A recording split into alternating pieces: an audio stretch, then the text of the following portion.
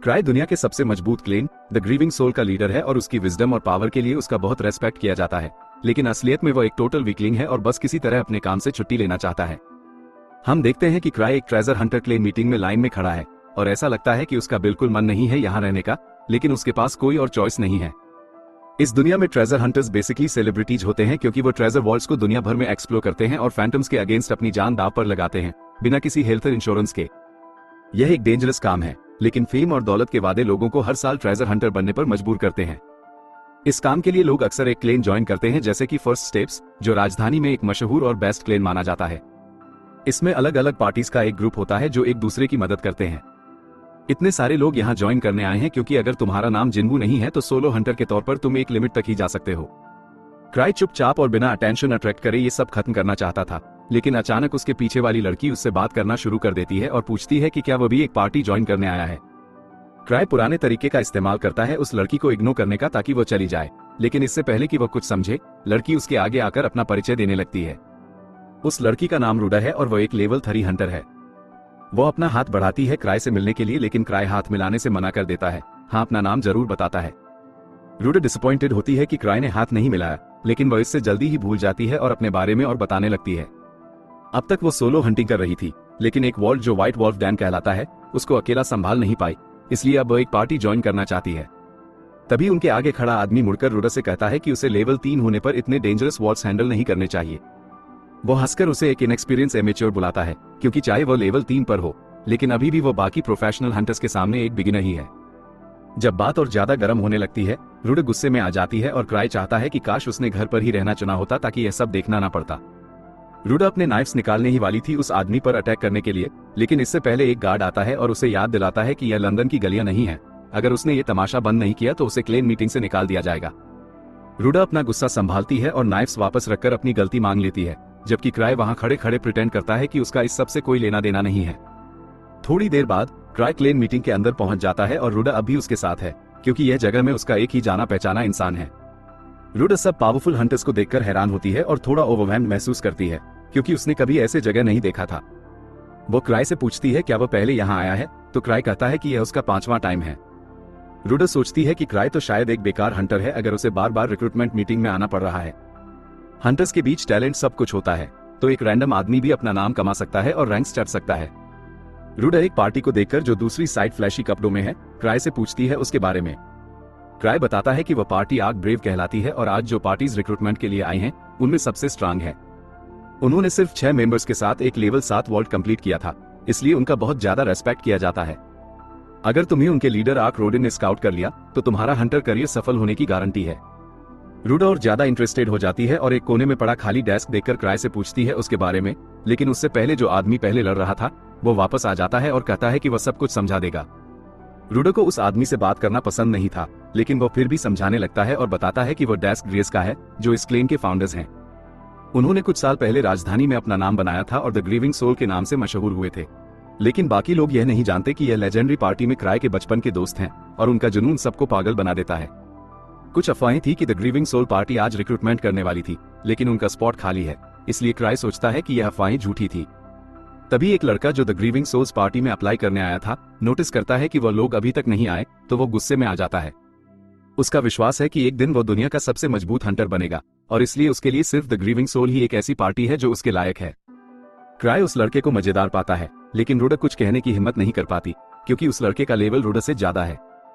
तभी एक लड़की जिसका नाम टीनो है आती है और तैयार होती है उस लाल बाल वाले लड़के को मारने के लिए, क्योंकि उसके हिसाब से सिर्फ उसका हक बनता है द ग्रीविंग सोल्स पार्टी को ज्वाइन करने का।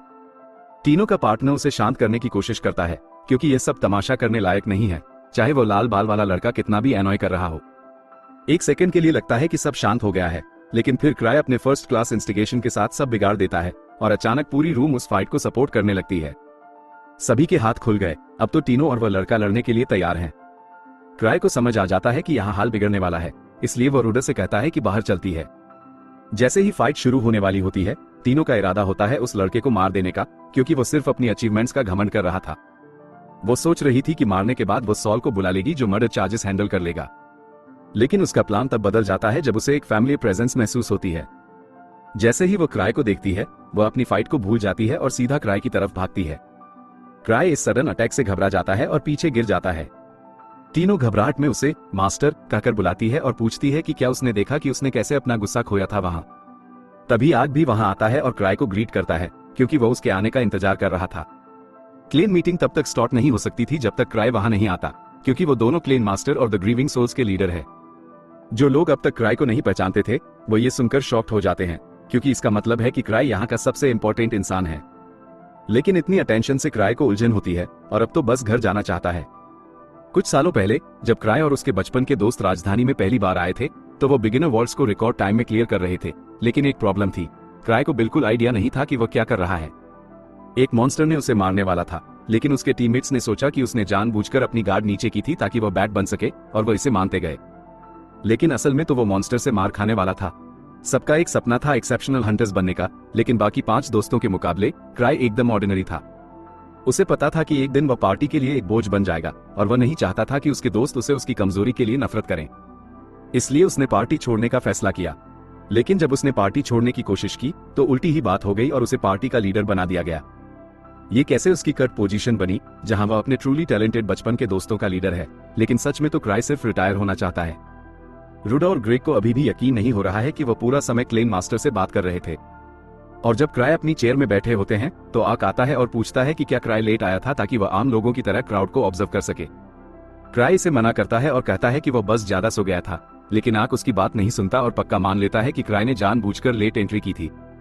क्राई जितनी बार भी एक्सप्लेन करने की कोशिश करता है लोग उसे गलत समझ लेते हैं और यह गलत समझते हैं कि वह वैसा है जैसे लोग सोच रहे हैं। टी को पसंद नहीं कि आक क्राई के इतने करीब है, इसलिए वो चाहती है कि आक को प्लेन से निकाल दिया जाए, लेकिन क्राई ऐसा नहीं करेगा। टीनो एक लेवल 4 हंटर है जो क्राई के बचपन की दोस्त लिच का अप्रेंटिस भी है, इसलिए वो उसके आसपास ही घूमती रहती है।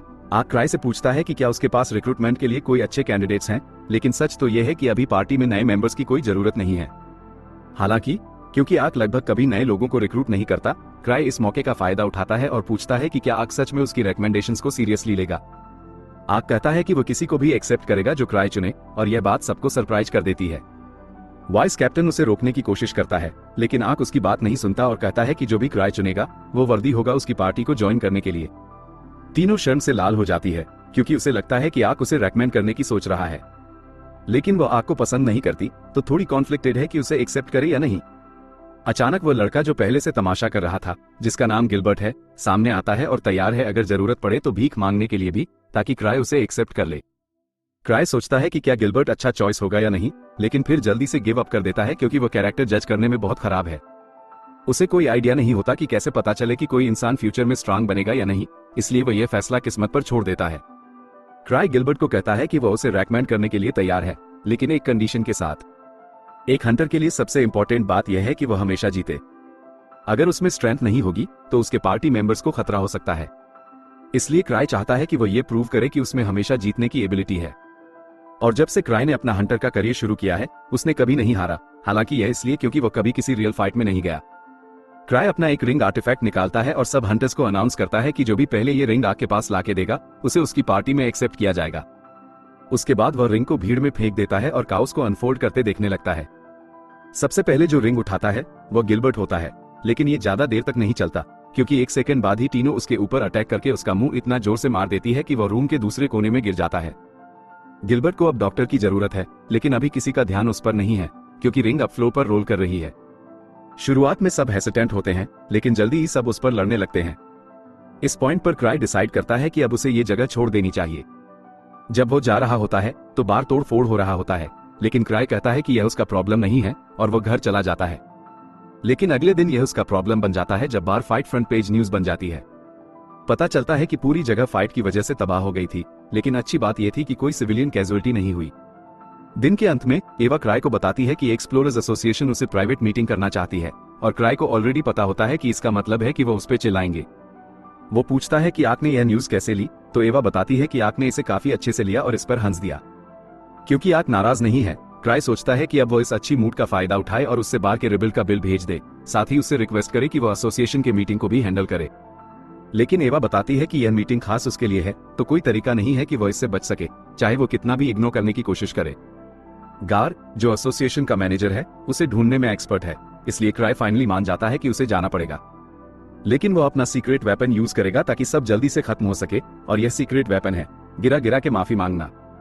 क्राई आर्ग्यू करता है कि सिर्फ बार को डैमेज हुआ था और क्योंकि कोई चोट नहीं लगी और बार के ओनर को कॉम्पेंसेट कर दिया गया है, इसलिए अब और कोई इश्यूज नहीं होने चाहिए। गार अभी तक उस पर चिल्लाने का मौका भी नहीं ले पाया था, लेकिन क्राई को माफी मांगते देखकर उसने फिलहाल उसे जाने दिया। लेकिन चाहे कोई ऑफिशियल कंप्लेंट्स ना हो, उसको अपने एक्शंस का रिस्पांसिबिलिटी लेना पड़ेगा और इसी वजह से गार उसे एक क्वेस्ट असाइन करता है और क्राई के पास इसे मना करने का कोई हक नहीं है। एसोसिएशन के पास कई तरह के क्वेस्ट होते हैं जो हंटर्स के लिए आते हैं, लेकिन इतनी ज्यादा रिक्वेस्ट होती हैं कि कुछ क्वेस्ट तो इतनी डिफिकल्ट या फिर कम पेइंग होती हैं कि कोई उन्हें करना नहीं चाहता। ऐसे क्वेस्ट को हंटर्स चोज कहते हैं और क्राई बिल्कुल नहीं चाहता कि उसे ऐसी कोई चोर मिली हो। तो वो ड्रामा करता है और कहता है कि वह इतना इंपॉर्टेंट है कि ऐसी छोटी मोटी चीजों में नहीं उलझ सकता। लेकिन गार उसे इस बार काम छोड़ने नहीं दे रहा, इसलिए क्राई को मजबूरन एक क्वेस्ट चुननी पड़ती है। क्राई क्वेस्ट बुक खोलता है और सबसे आसान क्वेस्ट ढूंढने लगता है। सभी अवेलेबल क्वेस्ट्स में सबसे लोएस्ट लेवल 3 है, तो वो वही चूज करता है। उसका प्लान था कि यह काम आग पर डाल दे, लेकिन जब वो उसे ढूंढने जाता है तो टीनो उसे बताती है कि आग अभी कुछ नोबल्स के साथ मीटिंग में बिजी है। आग काफी देर तक वापस नहीं आने वाला और कोई और भी यहाँ नहीं है, इसलिए अब क्राई के पास अपना काम छोड़ने के ज्यादा ऑप्शंस नहीं बचे। तभी उसकी नजर टीनो की उंगली पर पड़ती है, जिसमें वो क्राई की रिंग पहनी हुई है। मतलब उसने कल का छोटा सा गेम जीत लिया था। लेकिन अभी वो बात छोड़ो, क्राई उससे पूछता है कि क्या वो अभी फ्री है। टीनो एक्साइटेड हो जाती है क्योंकि उसे लगता है कि क्राई उसे डेट पर ले जाना चाहता है, लेकिन उसकी डिसअपॉइंटमेंट के लिए क्राई उसे कहता है कि उसके लिए एक क्वेस्ट है। ये सुनते ही टीनो तुरंत भाग जाती है, लेकिन चाहे वो कितनी भी फास्ट हो, क्राई के पास अपने तरीके हैं उसे पकड़ने के। क्राई अपने चेन डॉग सिल्वर को बुलाता है और उसे टीनो को पकड़ने के लिए बोलता है। थोड़ी देर में क्राई टीनो को एक चेयर में बांध लेता है ताकि वो उसके साथ क्वेस्ट डिस्कस कर सके। टीनो को धोखा महसूस होता है क्योंकि वो सिर्फ क्राई के साथ डेट पर जाना चाहती थी, लेकिन अब वो उसे जबरदस्ती इस घटिया क्वेस्ट पर भेजने की तैयारी कर रहा है। क्राई पूछता है कि क्या प्रॉब्लम यह है कि टीनो ये क्वेस्ट अकेली नहीं करना चाहती। टीनो जवाब देती है कि अगर क्राई उसके साथ आए तो उसे कोई प्रॉब्लम नहीं होगी, लेकिन इसका मतलब होगा कि क्राई को एक्चुअल काम करना पड़ेगा जो उसके बस का नहीं है।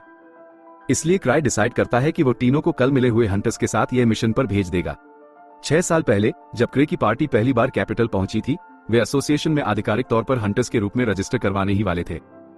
जैसे ही वे दरवाजे के पास पहुंचे, क्रे डरने लगा। ल्यूक ने उससे कहा कि इतना टेंशन लेना बंद कर दो, क्योंकि वही तो था जिसने आइडिया दिया था कि हमें कैपिटल में सबसे बेस्ट बनना चाहिए। क्रे को अपने दोस्त की ताकत का टेंशन नहीं था, बल्कि इसलिए परेशान था क्योंकि उसे लगता था कि वो बस उन्हें नीचे खींच रहा होगा। ल्यूक ने क्रे की बकवास बंद करने को कहा और एसोसिएशन के दरवाजे खुद ही खोल दिए। फिर ल्यूक ने डिक्लेयर कर दिया कि वह दुनिया का सबसे पावरफुल स्वॉर्ड्समैन है। उसके बाद लिज आई और अनाउंस किया कि वह दुनिया की सबसे पावरफुल थीफ है। अब इतने ग्रैंड एंट्रेंस के बाद पीछे हटने का तो कोई सवाल ही नहीं था। क्रे रिसेप्शन डेस्क तक गया अपनी पार्टी को रजिस्टर कराने के लिए, लेकिन उसके मन में यह चल रहा था कि वह अपने दोस्तों को ऐसा लीडर चुनने का रिग्रेट करवा के रहेगा।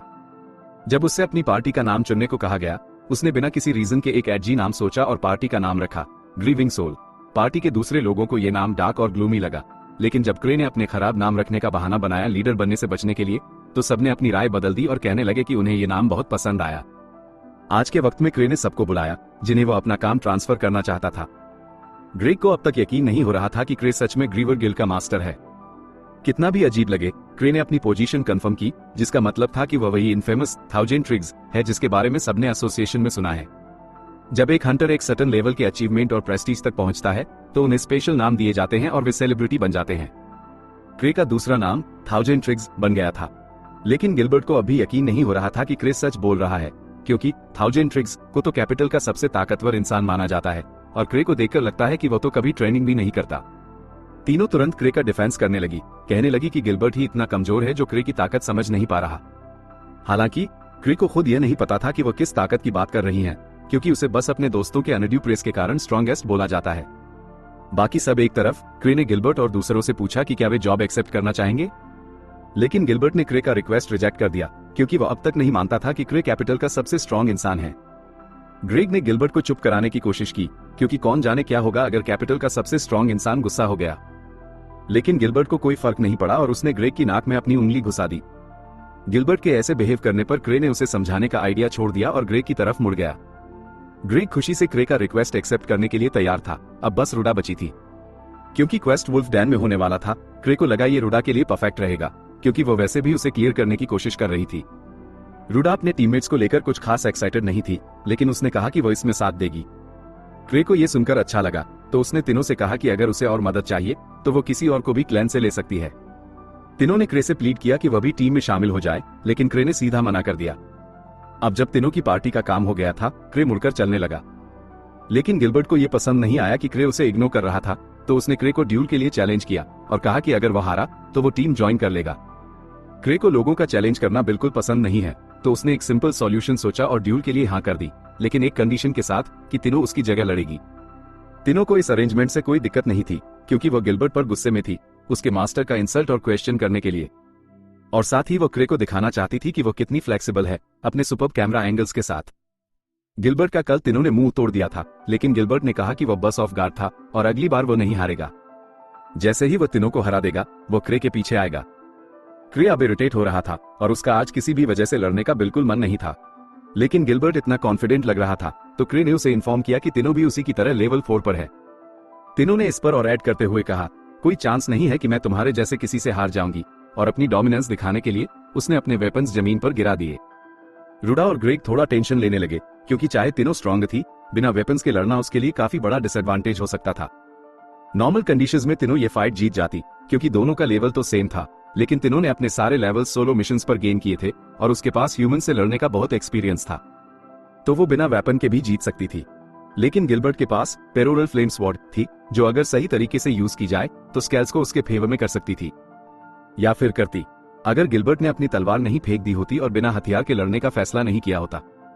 ये बिना किसी डाउट के एक डम मूव था, लेकिन गिलबर्ट अपने आप को कम नहीं समझना चाहता था, इसलिए उसने तिनो के साथ बराबर टर्म्स पर लड़ने का सोचा। अब तिनो को पक्का पता था कि वो जीत सकती है, तो उसने कहा, मैं गिलबर्ट को मारने के बाद क्रे के साथ आइसक्रीम लेने जाने वाली हूँ। जैसे ही मैच स्टार्ट होता है, तिनो तेज दौड़ती है और गिलबर्ट के चेहरे पर स्ट्राइक करती है। गिलबर्ट पहली स्ट्राइक से बच जाता है, लेकिन उसके बाद उसके चेहरे पर एक जोर की किक लगती है जो उसे उड़ा देती है, बिल्कुल पिछली बार की तरह। ऐसा लग रहा था कि फाइट खत्म हो चुकी है, लेकिन गिलबर्ट को क्रेडिट देना पड़ेगा, क्योंकि वो फिर से उठता है और दोबारा लड़ने के लिए चार्ज करता है। वो कुछ खास नहीं कर पाता और तुरंत तिनो के होल्ड में पकड़ा जाता है, लेकिन एटलीस्ट उसके पास लड़ने का जज्बा तो था। गिलबर्ट को फाइनली तिनो के होल्ड से निकलने का मौका मिलता है, लेकिन जैसे ही वो निकलता है, एक जोर का चॉप उसके सिर के पीछे लगता है और वो फिर से जमीन पर गिर जाता है। इस बार वो वापस नहीं उठने वाला। तिनो जीत का जश्न मनाने लगती है और क्रे को थैंक्स बोलती है कि उसने उसे इतना स्ट्रांग बनाया, हालांकि क्रे ने कभी उसकी ट्रेनिंग के लिए कुछ नहीं किया। ग्रेग और रुडा डिसबिलीफ में रह जाते हैं कि तिनो इतनी स्ट्रांग है, और गिलबर्ट अब तक ये रियलिटी फेस नहीं कर पा रहा कि कोई उससे ज्यादा पावरफुल है। जब से उसने तलवार उठाई थी, उसे लगता था कि वो एक दिन हंटर बनने के लिए डेस्टिन है। जब उसने ट्रेनिंग शुरू की थी, तो प्रोफेशनल स्वॉर्ड्समैन के स्किल लेवल्स को इजीली सरपास कर दिया था। जब वो फाइनली इतना बड़ा हो गया कि हंटर के रूप में रजिस्टर हो सके, तो वो कैपिटल आया और एक छोटी सी पार्टी बनाई वॉल्स को क्लियर करने के लिए। अब तक उसने कभी हार नहीं देखी थी। तिनो को चाहे वो पसंद नहीं करती, लेकिन वो अप्रिशिएट करती है कि गिलबर्ट एक स्ट्रॉन्ग स्वॉर्ड्समैन है, तो उसने उसे एनकरेज किया, अगर फाइट करते रहना है तो अपनी तलवार उठाओ। लेकिन गिलबर्ट अपने प्राइड की वजह से रिफ्यूज कर देता है और तिनो डिसअपॉइंटेड हो जाती है, क्योंकि फूलिश प्राइड जैसे फीलिंग्स तुम्हें कभी कभी मरवा भी सकते हैं। गिलबर्ट चाहे मान ना चाहे, लेकिन तिनो बिल्कुल सही थी। अगर ये एक रियल फाइट होती तो वो अब तक कई बार मार दिया जाता। उसे फाइनली फेस करना पड़ता है कि वो उतना स्ट्रांग नहीं है जितना वो सोचता था।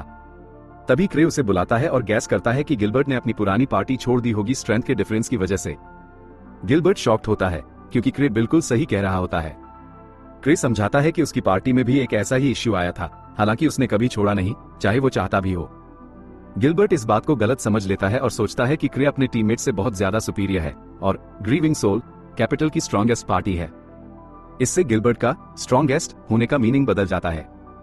क्रे तभी गिलबर्ट की तलवार को देखता है और उस पर हल्का सा टैप करता है, ये देखने के लिए कि वो क्या कर सकती है। फ्लेम्स तलवार से निकलने लगती हैं क्रे के कमांड पर। गिलबर्ट शॉक्ड होता है, क्योंकि जब से उसके पास ये तलवार है, उसने कभी इतनी बड़ी फ्लेम्स नहीं देखी थी, ना ही वो कभी फ्लेम्स को इतना कंट्रोल कर पाया था जितना क्रे ने किया। और क्रे ने तो तलवार को हैंडल से पकड़ा भी नहीं था। इस दुनिया में मोनोम मटेरियल एक कोर्स सब्सटेंस है, और हालांकि वो हर जगह होता है, वो नेकेड आई से नहीं दिखाई देता। लेकिन ट्रेजर वॉल्ट्स के अंदर मोनोम मटेरियल कंडेंस हो जाता है अलग अलग फिजिकल फॉर्म्स में। इसके बारे में अब तक बहुत कुछ समझा नहीं गया है। व्हाइट वुल्फ्स डैन ऐसे ही खजाने के गुफाओं में से एक है, और कहा जाता है कि वहां खून में डूबे हुए वुल्फ फैंटम्स पैदा होते हैं। क्रे खुश था कि उसने दूसरों को भेजा और खुद को वहां नहीं जाना पड़ा। एवा उससे पूछती है, क्या तुम्हें लगता है इनएक्सपीरियंस हंटर्स को वुल्फ्स डैन भेजना सही डिसीजन था? लेकिन क्रे को लगता है सब ठीक होगा, क्योंकि यह डैन बस लेवल 3 का है और उन चारों के स्किल्स काफी अच्छे हैं। वैसे भी क्रे एवा का थैंक्स करना चाहता है गिलबर्ट के बारे में दी गई इन्फॉर्मेशन के लिए, क्योंकि जब क्रे ने रैंडमली उसके पास्ट के बारे में गैस किया तो गिलबर्ट का रिएक्शन देखना बहुत फनी था। एवा खुश थी कि वो मदद कर सकी, लेकिन उसने सुना था कि क्रे ने गिलबर्ट के रेलिक्स को एफर्टलेसली यूज किया और वो ये जानना चाहती थी कि उसने ये कैसे किया। क्रे समझाता है कि वो रेलिक काफी स्ट्रेट फॉरवर्ड था। गिलबर्ट, जो इनएक्सपीरियंस था, वो भी बिना ज्यादा ट्रेनिंग के यूज कर पा रहा था, तो क्रे को नहीं लगता कि उसने कुछ खास किया। फिर भी क्रे को रेलिक्स कलेक्ट करना सबसे ज्यादा पसंद है, इसलिए वो सीरियसली सोच रहा था कि गिलबर्ट से तलवार खरीद ले।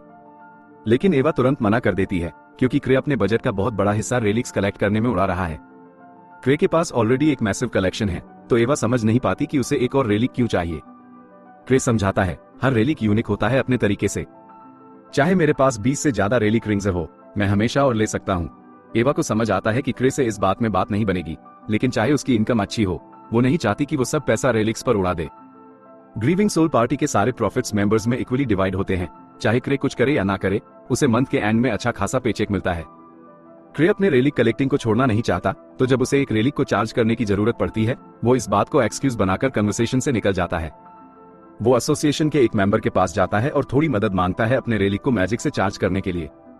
एसोसिएशन खुशी से हेल्प करती है, क्योंकि क्रे उनके लिए हमेशा कुछ ना कुछ करता रहता है।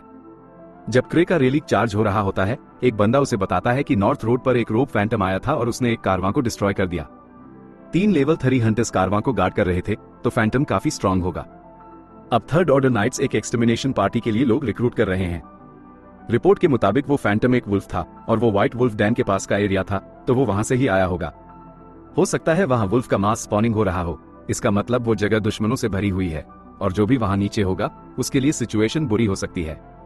क्रे अपनी चिंता को साइड करने की कोशिश करता है और सोचता है कि तीनों की पार्टी ठीक ही होगी। लेकिन फिर जो लोग उसके साथ बैठे होते हैं, वो बात करने लगते हैं कि व्हाइट वुल्फ डैन के मॉन्स्टर्स रिसेंटली काफी स्ट्रांग हो गए हैं, इसलिए एसोसिएशन सोच रही है कि उसका थ्रेट लेवल बढ़ाया जाए। दरअसल एक लेवल 5 लांसर्स पार्टी उस वॉल्ट में मिसिंग हो गई थी, तो कोई भी लेवल 5 से कम का बंदा वहां नहीं संभाल सकता। अब क्रे को भी टेंशन होने लगती है और वो अपना पहला क्वेस्ट चेक करता है जो उसे मिला था। तभी उसे रियलाइज होता है कि उसे लेवल 5 लांसर और उसकी पार्टी को रेस्क्यू करना था।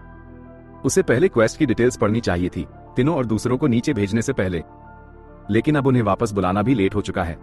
जो लोग टेबल पर बैठे थे, वो क्रे के स्ट्रेंज बिहेवियर को नोटिस करते हैं और पूछते हैं, क्या कुछ गलत है? तब क्रे उन्हें बताता है कि उसने तीनों को व्हाइट वुल्फ डैन में भेजा है। दोनों शॉक्ड हो जाते हैं कि उसने तीनों को, जो सिर्फ लेवल 4 है, एक ऐसे वॉल्ट में भेजा जो एक लेवल 5 पार्टी तक हैंडल नहीं कर पाई।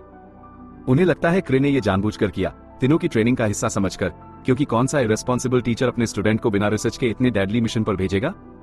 क्रे तुरंत उठता है और कहता है, मुझे कुछ अर्जेंट काम है। जैसे ही वो हॉल्स में जाता है, उसे पैनिक अटैक होने लगता है। वो अपने आप को समझाता है, तीनों काफी स्किल्ड है, तो वो शायद इसे हैंडल कर लेगी, और गिलबर्ट भी स्ट्रेंथ में उसके बराबर है, जब तक वो अपनी फ्लेम स्वॉर्ड यूज कर रहा है। हालांकि क्रे को याद आता है कि उसने अपनी डेमोन्स्ट्रेशन के वक्त स्वॉर्ड की सारी पावर खत्म कर दी थी, तो अगर गिलबर्ट ने बाद में उसे रिचार्ज नहीं किया, तो अब वो स्वॉर्ड बेसिकली यूजलेस है। जब तीनों और बाकी लोग व्हाइट वुल्फ डैन के करीब पहुंचते हैं, तो वो एक खतरनाक ऑरा महसूस करते हैं, जबकि वो अभी तक डैन तक पहुंचे भी नहीं है। तीनों को ऐसी चीज का होने का अंदाजा था, क्योंकि क्रे ने ही उसे इस मिशन पर भेजा है, इसलिए उसने एक विल लिख दी थी, इन केस वो मर जाए। लेकिन उसे पूरा यकीन है कि वो नहीं मरेगी, क्योंकि ये सब क्रे ने परफेक्टली कैलकुलेट किया होगा। उसका मानना है कि क्रे ने जो लोग इस मिशन के लिए चुने, वो भी केयरफुली प्लान किया होगा। लेकिन ग्रेग को नहीं लगता कि ये पॉसिबल है, क्योंकि क्रे ने उनसे कल ही तो मुलाकात की थी। गिलबर्ट भी एग्री करता है कि ये इम्पॉसिबल लगता है, लेकिन क्रे के बारे में कुछ भी इम्पॉसिबल नहीं है। शायद उसने सब पर रिसर्च कर ली होगी पहले ही, जब वो मिले भी नहीं थे। असल में जो पब में इंसिडेंट हुआ था, वो भी शायद उसका हिस्सा था। तो जबकि ये मिशन उनके लेवल से बहुत ज्यादा ऊपर है, तीनों को पूरा विश्वास है कि क्रे उन्हें कभी ऐसे मिशन पर नहीं भेजेगा जिसमें उनका जिंदा बचना इम्पॉसिबल हो। पर अफसोस, यही क्रे ने किया है, और अब वो अपने डिसीजन से फ्रीक आउट कर रहा है। वो डिसाइड करता है कि वो खुद जाके उन्हें रेस्क्यू करेगा, तो वो अपने हिडन रूम में जाता है और जितने रेलिक्स उठा सकता है उठा लेता है। जैसे ही वो निकल रहा होता है, एवा उसे देख लेती है। उसे लगता है क्रे ने जानबूझकर तीनों को उस डेंजरस मिशन पर भेजा था, सिर्फ उसकी टेस्टिंग के लिए। और जबकि क्रे ने यह प्लान बनाया था कि तीनों को मरने का खतरा ना हो, वो अब भी थोड़ा परेशान होगा, इसलिए वो उन्हें चेक करने जा रहा है। एवा नोटिस करती है कि क्रे शोर स्लाइम रेलिक लेकर जा रहा है, जो टेक्निकली इंपीरियल लॉ के अगेंस्ट है। लेकिन क्रे को पता नहीं है कि वो किस चीज का सामना करेगा, इसलिए वो पूरा तैयार रहना चाहता है। क्रे बैल्कनी पर जाता है और अपना विंगसूट रेलिक पहन लेता है, ताकि वो व्हाइट वुल्फ डैन तक जल्दी से जल्दी पहुंच सके। जैसे ही वो निकलता है, एवा होप करती है कि क्रे ठीक से वापस आ जाए, क्योंकि पिछला बंदा जिसने वो विंगसूट यूज किया था, वो हेड फर्स्ट एक दीवार से टकरा के मर गया था। एक लंबी और मुश्किल लड़ाई के बाद तीनों और टीम ने आखिरकार वुल्फ को हरा दिया। ग्रेग ने भी राहत महसूस की कि उन्होंने उसे गिरा दिया, लेकिन टीनो अपनी टीम के प्रदर्शन से बिल्कुल खुश नहीं थी। बस एक ही वुल्फ था, फिर भी उन्होंने कितनी स्ट्रगल की। नंबर्स एडवांटेज था उनके पास, फिर भी इतनी मुश्किल हुई। ग्रेग ने गिलबर्ट से पूछा कि उसने अपनी स्वॉर्ड फायर क्यों नहीं की, जो इस फाइट को बहुत आसान बना देता। तभी गिलबर्ट बताता है कि उसकी स्वॉर्ड आउट ऑफ माना है। ये स्ट्रेंज है, क्योंकि उसे लगा था कि कुछ दिन पहले ही उसने स्वॉर्ड को चार्ज किया था। तभी उसे समझ आता है कि क्रे के स्टंट ने शायद रेलिक को डिस्चार्ज कर दिया होगा, और यहाँ उसे चार्ज करना इम्पॉसिबल है। अब वो स्वॉर्ड बस एक नॉर्मल तलवार है। रूडा सुझाव देती है कि अब वापस चलें, क्योंकि यह मिशन पहले से ही ज्यादा डेंजरस लग रहा है जितना उन्हें बताया गया था। ग्रेग को भी लगता है कि जिन लोगों को उन्हें रेस्क्यू करना था वो तो अब तक मर गए होंगे, तो अब मिशन कंटिन्यू करने का कोई फायदा नहीं है। लेकिन टीनो बोलती है कि वो प्लान को फॉलो करेंगी, चाहे जो हो जाए। ग्रेग आर्ग्यू करता है कि उनका जिंदा बचना किसी लाश को वापस लाने से ज्यादा इंपॉर्टेंट है। लेकिन टीनो करेक्ट करती है, क्योंकि उसे पक्का पता है कि यह कोई कॉप्स रिट्रीवल मिशन नहीं है। उसे यकीन है कि रेस्क्यू टारगेट्स अभी भी जिंदा हैं वॉल्ट के अंदर, क्योंकि क्रे ने उसे इस मिशन पर भेजा है और क्रे कभी गलत नहीं होता। इनफैक्ट गिलबर्ट की स्वॉर्ड का माना ड्रेन होना भी इंटेंशनल था, क्योंकि क्रे नहीं चाहता कि वो रेलिक्स पर ज्यादा डिपेंड करें। दूसरे सब भी क्रे पर भरोसा करते हैं, तो सब टीनो को फॉलो करते हैं और मिशन को कंटिन्यू करते हैं। जब वो व्हाइट वुल्फ डैन पहुंचते हैं तो वो देखते हैं कि सब वुल्फ्स आर्मर और वेपन से फुल्ली इक्विप्ड हैं। इतने सारे वुल्फ्स को हराना अब बहुत मुश्किल होने वाला है। गिलबर्ट पहले वॉलंटियर करता है कुछ वुल्फ्स को मारने के लिए, लेकिन टीनो उसे इडियट बुलाती है, क्योंकि वो मर जाता जब तक वो पास पहुंचता। टीनो टीम की लीडर है और उसका फर्ज है कि टीम का हर मेंबर जिंदा वापस आए। इसलिए टीनो और रूडा, जो दोनों निम्बल हैं, वो वुल्फ्स की फायर को ड्रॉ करेंगी, जबकि ग्रेग और गिलबर्ट पीछे से अटैक करेंगे। रेंज वेपन्स तब तक खतरनाक नहीं रहेंगे जब वो पास पहुंचेंगे, लेकिन चाहे कुछ भी हो, टीनो किसी को सैक्रिफाइस नहीं करना चाहती। दूसरी तरफ क्रे अभी भी वुल्फ डैन की तरफ उड़ रहा है और वो होप कर रहा है कि टीनो सोमाह सर्वाइव कर जाए, चाहे उसे बाकी सबको सैक्रिफाइस करना पड़े। शुक्र है टीनो वहां नहीं थी, वरना उसने क्रे को ये कहते सुन लिया होता। वो अपनी टीम के साथ मिलकर फाइट करती रही, टीम को जिंदा रखने के लिए। जो मॉन्स्टर वो अब तक मिले, टीम ने उन्हें हैंडल किया, लेकिन इजी नहीं था। मेन रीजन जो उन्होंने वुल्फ्स को हरा दिया वो ये था कि वुल्फ्स में टीम वर्क का बिल्कुल भी सेंस नहीं था। जैसे जैसे और वुल्फ्स आते हैं, ग्रेग और गिलबर्ट कॉन्फिडेंट है कि वो सबको कट कर देंगे। टीनो एक्नॉलेज करती है कि ये पहली बार है जब वो साथ काम कर रहे हैं, फिर भी ये मैकशिफ्ट टीम सरप्राइजिंगली अच्छा काम कर रही है। उसे गिलबर्ट का एटीट्यूड पसंद नहीं है, लेकिन वो स्वॉर्ड यूज करते वक्त बहुत स्ट्रांग फाइटर है। ग्रेग के पास बहुत एक्सपीरियंस है, तो वो गिलबर्ट के साथ अच्छा कोऑर्डिनेट करता है। रूडा कॉम्बैट में ज्यादा हेल्प नहीं कर पाती, लेकिन वो और टीनो दोनों थीफ क्लास के हैं, तो रूडा रिकॉन हैंडल करती है, जिससे टीनो कॉम्बैट पर फोकस कर सकती है। उसे लगता है कि टीम का स्ट्रक्चर भी शायद क्रे ने ही केयरफुली सोचा होगा, इसलिए वो क्रे को किसी भगवान की तरह प्रे करती है। गिलबर्ट, जो एक वुल्फ से लड़ रहा था, उसे अपने पिछले टीम मेंबर्स के साथ हुई बात याद आ जाती है। उसने उन्हें डांटा था क्योंकि वो उसका साथ नहीं दे पा रहे थे। उसके टीममेट्स ने माफी मांगी और कहा कि वो उसके पेस के साथ नहीं चल पा रहे थे, इसलिए गिलबर्ट ने डिसाइड किया था कि वो टीम से अलग होकर अपना रास्ता खुद बनाएगा। डीप डाउन गिलबर्ट को पता था कि उसके पुराने टीममेट्स अपनी तरफ से बेस्ट ट्राई कर रहे थे, लेकिन उनके और उसके स्ट्रेंथ में जो गैप था वो बस बढ़ता ही जा रहा था, इसलिए वो अब उनके साथ नहीं रह सकता था। उसके बाद उसने सिर्फ सोलो हंटिंग ही की, लेकिन अब उसे समझ आया है कि किसी के साथ मिलकर काम करना कितना अच्छा फील होता है।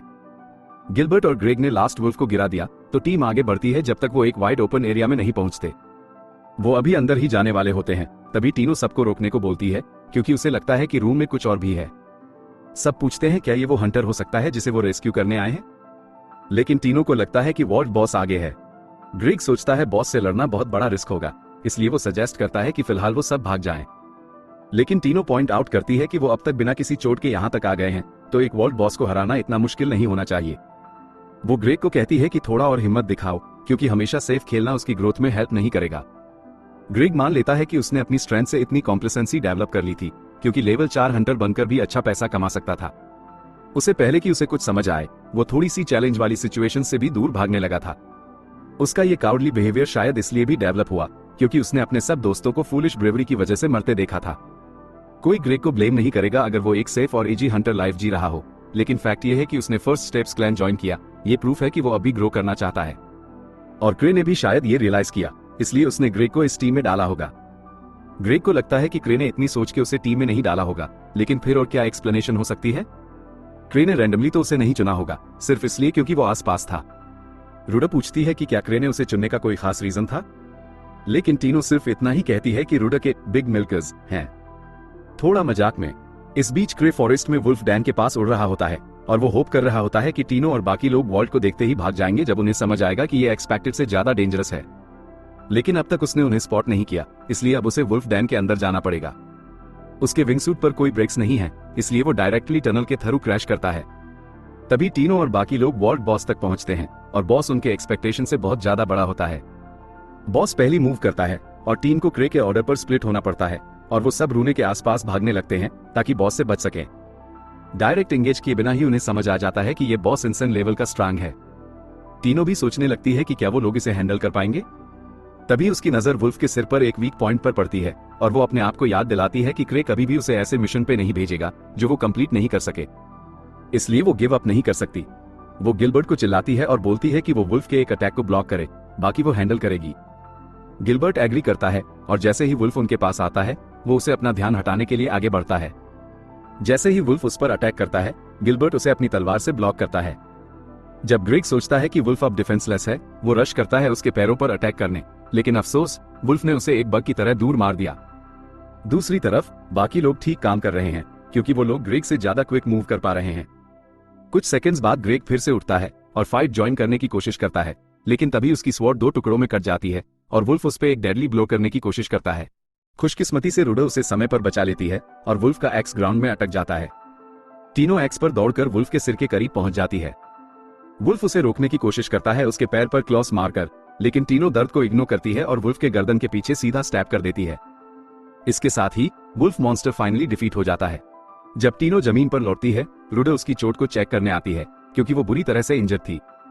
टीनो कहती है कि वो ठीक हो जाएगी क्योंकि उसके पास एक हीलिंग पोशन है जो उसे थोड़ा बहुत रिकवर करने में मदद करेगा।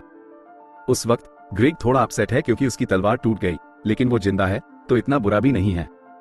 अब जब उन्होंने सक्सेसफुली वॉल्ट बॉस को हरा दिया है, ग्रुप सोचता है कि बस अब उन्हें मिसिंग हंटर्स को ढूंढना है और टाउन वापस लौटना है। टीनो अपनी तलवार ग्रेग को देती है टेम्परेरी यूज करने के लिए, लेकिन तभी अचानक एक जायंट एरो सीधा टीनो के चेस्ट की तरफ शूट होता है। टीनो उसे बचने में कामयाब होती है, लेकिन बैटल खत्म नहीं हुआ था क्योंकि और 4 बॉसेस नए लोडआउट्स के साथ वहां आ जाते हैं। एक बॉस को हराने में ही इतनी मेहनत लगी थी, तो अब टीनो को समझ नहीं आ रहा था कि चारों का क्या करें। इसलिए वो सजेस्ट करती है कि सब लोग वहां नैरो केव में जाएं ताकि वुल्फ्स से थोड़ा सेपरेशन हो सके। प्लान सॉलिड था, लेकिन वुल्फ्स ने भी उनका प्लान पकड़ लिया और एक वुल्फ ने आगे बढ़ के केव के एंट्रेंस को ब्लॉक कर दिया। अब और कोई ऑप्शन बचा ही नहीं था, तो ग्रेग और गिलबर्ट एक दूसरे को देखते हैं और ये मुश्किल डिसीजन लेते हैं कि वो दोनों पीछे रहकर वुल्फ्स को डिस्ट्रैक्ट करेंगे ताकि रूडो और टीनो भाग सके। दोनों टीम के सबसे तेज लोग हैं, तो उनके बचने के चांसेस सबसे ज्यादा हैं। टीनो अभी भी सोच रही थी कि क्या करे, तो वो सोचती है क्रे ऐसी सिचुएशन में क्या करता। तभी उसे क्रे का दिया हुआ रिंग याद आता है और उसके दिमाग में एक आइडिया आता है। वो सबको बोलती है आज कोई अपनी जान नहीं देगा। फिर कहती है कि वो पहले वुल्फ पर चार्ज करेगी और जब वो करेगी तो सब उसे सपोर्ट करेंगे। ग्रेग और गिलबर्ट इनिशिएटिव लेते हैं और वुल्फ का ध्यान हटाते हैं, जबकि रूडो कुछ कुनाई उसकी आंख पर फेंकती है। जब वुल्फ टेम्परेरी ब्लाइंड हो जाता है, टीनो अपने शूटिंग रिंग रैलिक को एक्टिवेट करती है। उसकी हेल्प से वो वुल्फ की आंख में लेजर बीम शूट करती है जो उसे तुरंत अंधा कर देती है। ये परफेक्ट चांस था अटैक करने का, तो गिलबर्ट आगे बढ़ता है फिनिशर ग्लो देने के लिए।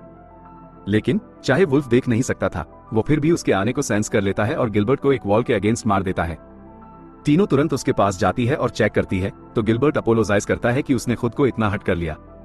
लेकिन टीनो उसे कहती है तुमने कुछ गलत नहीं किया, गलती तो मेरे प्लान की थी। अब उनके पास कोई आइडिया नहीं बचा था और लग रहा था कि उनका अंत अब ये वॉल्ट में ही होगा। लेकिन जस्ट बिफोर वुल्फ अटैक कर पाता है, वो अचानक से वॉल के अगेंस्ट जोर से क्रैश होता है। पता चलता है कि क्रे परफेक्ट स्पॉट पर लैंड करता है, लेकिन वो इतना कंफ्यूज्ड होता है कि उसे पता ही नहीं चलता जब एक वुल्फ उस पर अटैक करता है। खुशकिस्मती से क्रे के बहुत सारे रेलिक्स उसे प्रोटेक्ट करते हैं और उस पर अटैक का कोई असर नहीं होता, वरना वो अटैक उसे मार देता। लेकिन उसने बहुत सारे प्रोटेक्शन रिंग्स पहनी होती हैं, जिससे उसके पास टोटल 17 लाइव्स बची हैं। फिर वो वुल्फ की तरफ पॉइंट करता है और अपने शूटिंग रिंग्स को फुल पावर पे एक्टिवेट करता है, जो एक पावरफुल ब्लास्ट वुल्फ पर छोड़ते हैं और उसे दूर गिरा देते हैं। सब लोग क्रे की पावर से इंप्रेस्ड होते हैं, लेकिन क्रे तो बस फ्रीक आउट कर गया था और इंस्टिंक्ट पर रिएक्ट किया था। अनफॉर्चुनेटली ब्लास्ट के बाद भी वुल्फ फिर से उठ जाता है। क्रे को यह एक्सपेक्टेड था क्योंकि उसे पता है शूटिंग रिंग्स का डैमेज आउटपुट लो है। वो एक बार फिर से सराउंडेड होता है, लेकिन खुश था कि उसके पास इतने सारे प्रोटेक्शन रिंग्स हैं। लेकिन अगर उसे यहां से निकलना है तो उसे फॉरबिडन स्लाइम का इस्तेमाल करना पड़ेगा। वो अपने नेकलेस से स्लाइम निकालता है, थोड़ा इंस्पेक्ट करता है और फिर उसे वुल्फ्स के ग्रुप में फेंकता है। सबको बोलता है चलो अब भागो। टीनो का पैर पहले से ही थोड़ा इंजर्ड था, इसलिए वो यूजुअल से धीरे भाग रही थी, तो क्रे धीरे भागता है ताकि सबका पीछे से ध्यान रख सके, या कम से कम सब यही सोचते हैं, लेकिन असली में क्रे सबसे धीरे भागता है। जब वो भाग रहे होते हैं, टीनो को फ्लैशबैक आता है जब उसने क्रे से पहली बार मुलाकात की थी। तब क्रे की पार्टी ने उसे कुछ ठग से बचाया था जो उसे एज अ स्लेव बेच रहे थे। तब से टीनो क्रे की दीवाने हो गई थी और हमेशा उसकी अप्रूवल चाहती थी। इसलिए जब वो सब सेफ स्पॉट तक पहुंचते हैं, टीनो नर्वसली क्रे का रिएक्शन देख रही होती है क्योंकि वो मिशन कंप्लीट नहीं कर पाई थी। लेकिन क्रे कुछ बोलता उससे पहले रुडा बोलती है, चाहे तुम बॉसेस को नहीं हरा पाई, लेकिन तुमने लीडर के तौर पे कमाल की। क्रे भी एग्री करता है, हाँ तुमने बहुत अच्छा किया। वैसे भी मैंने तो एक्सपेक्ट किया था कि अब तक सब मर चुके होंगे। टीना बहुत खुश थी जब उसकी तारीफ हुई, लेकिन फिर क्रे को उसके पैर पर लगी चोट दिखती है। क्रे तुरंत अपना एक हीलिंग रैलिक यूज करता है ताकि टीना वापस फुल स्ट्रेंथ में आ जाए। ग्रेग पूछता है, क्रे क्या तुम बॉसेस को हराओगे? लेकिन क्रे कहता है, नहीं, अभी ये बेस्ट ऑप्शन नहीं है। वो सबको कहता है, बस मेरे पीछे चलो। अब क्रे को रेस्क्यू मिशन की भी परवाह नहीं है, बस वो यहां से निकलना चाहता है। लेकिन प्रॉब्लम यह है कि उसे एग्जिट का पता ही नहीं है, तो अगर वो बस सबको घुमा रहा है शकल में। टीनो और रुडा दोनों चोर हैं, तो ग्रेग चाहता है कि वे कुछ रिकॉन करें या कुछ तो करें, लेकिन उन्हें पूरा विश्वास है कि क्रे को पता है वे कहां जा रहे हैं, चाहे क्रे को खुद ना पता हो। तभी गिलबर्ट बोलता है, इतना कुछ सीखने के बाद मुझे यकीन है कि ग्रेट क्रे को जरूर पता होगा वो क्या कर रहा है, लेकिन उसे ऐसा लगता है जैसे वो सब बस इधर उधर भटक रहे हैं। गिलबर्ट पूछता है, क्या क्रे हमें एग्जिट तक ले जा रहा है? पर क्रे जवाब देने से पहले टीनो बोलती है, ये रास्ता एग्जिट तक नहीं जाता। उसे दिशा का एक रफ आइडिया है क्योंकि उसने मैप देखा था और उसे पता है कि हम उल्टा डायरेक्शन में जा रहे हैं। लेकिन टीनो सोचती है क्रे के पास कोई वजह जरूर होगी ऐसे चलने की। रुडा को भी पूरा विश्वास है क्रे पर, लेकिन वो चाहती है क्रे कम से कम बता दे कि हम जा कहां रहे हैं। पर क्रे चुप ही रहता है। आखिरकार वो लोग एक फोक्ड रास्ते तक पहुंचते हैं। क्रे रैंडमली एक पाथ चुनता है और सब लोग शॉक में हैं। क्रे उन्हें डायरेक्टली इंजर्ड हंटर्स के पास ले आया जिनको रेस्क्यू करने आए थे। ऑफ कोर्स क्रे को अब तक ये नहीं पता था कि वो क्या कर रहा था, लेकिन जब उसने देखा सब लोग इंजर्ड हंटर्स की मदद कर रहे हैं, तो वो अमेज्ड हो गया कि टीनो को कैसे पता चल गया, क्योंकि वो तो कभी नहीं देख पाता। इंजर्ड पार्टी का लीडर डेव है जो टीनो को थैंक यू बोलता है उन्हें रेस्क्यू करने के लिए। लेकिन टीनो कहती है, थैंक तो क्रे को करना चाहिए, हम यहाँ उसके बिना नहीं पहुंच पाते। क्रे कोशिश करता है समझाने की, मैंने बस अंदाजा लगाया था, मुझे कोई प्रेज नहीं चाहिए, पर कोई उसकी बात नहीं मानता। सब सोचते हैं कि वो बस मॉडेस्ट बन रहा है। इसके बाद रुडा इंजर्ड हंटर्स को कुछ पोशंस देती है ताकि वो रिकवर कर सके, लेकिन उन्हें अभी काफी एनर्जी की जरूरत है क्योंकि वो दिनों से कुछ नहीं खाए हैं। तभी क्रे को एक परफेक्ट सॉल्यूशन सूझता है। उसके पास एक मैजिक बैग है जो सिर्फ चॉकलेट स्टोर करता है और उसमें इन्फिनिट चॉकलेट्स हैं। लेकिन ये बैग सिर्फ इस एक सिचुएशन में काम आ सकता है, वरना यूजलेस है। क्रे डेव से कहता है, मैं खुश हूं तुम सब ठीक हो। जब मैंने सुना था कि एक लेवल 5 पार्टी इस डंजन में गायब हो गई थी तो मैं चिंता में था। डेव कहता है, हम बस मुश्किल से बचे हैं। गिलबर्ट को यह बात मुश्किल लगती है क्योंकि वो सोचता है कि वोल्स तो स्ट्रांग थे, पर एक लेवल 5 पार्टी ऐसे मॉन्स्टर से कैसे हार सकती है। पर डेव वोल्स की बात नहीं कर रहा था, वो एक छोटे फैंटम की बात कर रहा था जो बोन्स से कवर था और जिसने उनकी पार्टी को अकेले ही तबाह कर दिया। जो भी वो चीज थी वो एक पूरे ग्रज का एम्बॉडीमेंट थी। उसने पूरी वॉल्ट को कंट्रोल कर लिया था और वो मोस्ट लाइकली सिल्वर मून की कस थी। उस मॉन्स्टर में इतना रिसेंटमेंट था सब मॉन्स्टर्स के लिए जो मर गए थे कि वॉल्ट के अंदर वो और भी ज्यादा पावरफुल हो गया। डेव कहता है, हमारी पार्टी टॉप की है स्ट्रेंथ के मामले में, पर हम सब उस बीस्ट के सामने बिल्कुल हेल्पलेस हो गए थे। उस मॉन्स्टर को तो मैं ग्रीविंग सोल्स के मेंबर 1000 स्वॉर्ड्स का राइवल मानूंगा। 1000 स्वॉर्ड्स को सबसे स्ट्रांग स्वॉर्ड्समैन माना जाता है कैपिटल में। उसने सारी ऑर्थोडॉक्स स्वॉर्ड टेक्निक्स सीखी हैं और उन टेक्निक्स से और भी नए टेक्निक्स डेवलप किए हैं। वो अकेले वुडन स्वॉर्ड से ही दुश्मनों को धड़ाधड़ मार सकता है। ल्यूक को लाइटली नहीं लिया जा सकता, तो क्रिस सोचता है ये थोड़ा ज्यादा एक्सेजरेशन है कि एक फैंटम उसके बराबर हो सकता है, क्योंकि अगर ऐसा फैंटम वाकई में एग्जिस्ट करता तो ल्यूक उसको कब का मार देता। पर जब फैंटम ने एक लेवल 5 पार्टी को इजीली हरा दिया, क्रे को लगता है कि टीनो और उनकी पार्टी उसके अगेंस्ट जीत नहीं पाएगी। इसलिए क्रे सोच रहा होता है, काश मैंने ये जॉब आप पे डाल दी होती, अब मुझे इससे डील नहीं करना पड़ता। डेव आगे बोलता है, वो मॉन्स्टर हमारे साथ बस खेल रहा था, इसलिए हमें तुरंत नहीं मारा, पर अगर हम उसको दोबारा मिले तो इस बार वो बिना किसी डाउट के हमें खत्म कर देगा। रुडा क्रे की तरफ मुड़ती है और उससे पूछती है, अब हमें क्या करना चाहिए? लेकिन क्रे अंदर से पूरा फ्रीक आउट कर रहा है क्योंकि उसने कभी सोचा ही नहीं था कि ऐसी सिचुएशन हैंडल करनी पड़ेगी। थोड़ी देर के लिए वो बस ब्लैंक स्पेस में घूरता रहता है, फिर एक आइडिया आता है उसके दिमाग में। क्रे रुडा को कहता है, सबसे पहले इंजर्ड लोगों की सेफ्टी जरूरी है, तो हमें वॉल्ट से निकलना चाहिए, ऊपर से, क्योंकि ये मिशन पहले से ही टीनो का था। वो उससे कहता है, अब तुम ही इंचार्ज हो यहां से। टीनो को लगता है कि वो लीडर बनने के लायक नहीं है जब क्रे जैसा ग्रेट लीडर वहां हो, लेकिन क्रे इंसिस्ट करता है कि अब टीनो ही लीड करे क्योंकि वो खुद नहीं करना चाहता।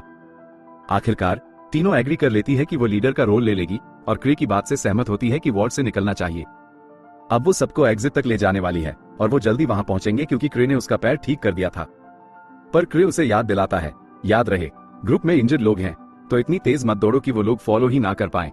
क्रे ये बात अपने फायदे के लिए बोल रहा था क्योंकि वो टीनो की फुल स्पीड के साथ कभी मैच नहीं कर सकता जब वो इतना आउट ऑफ शेप है।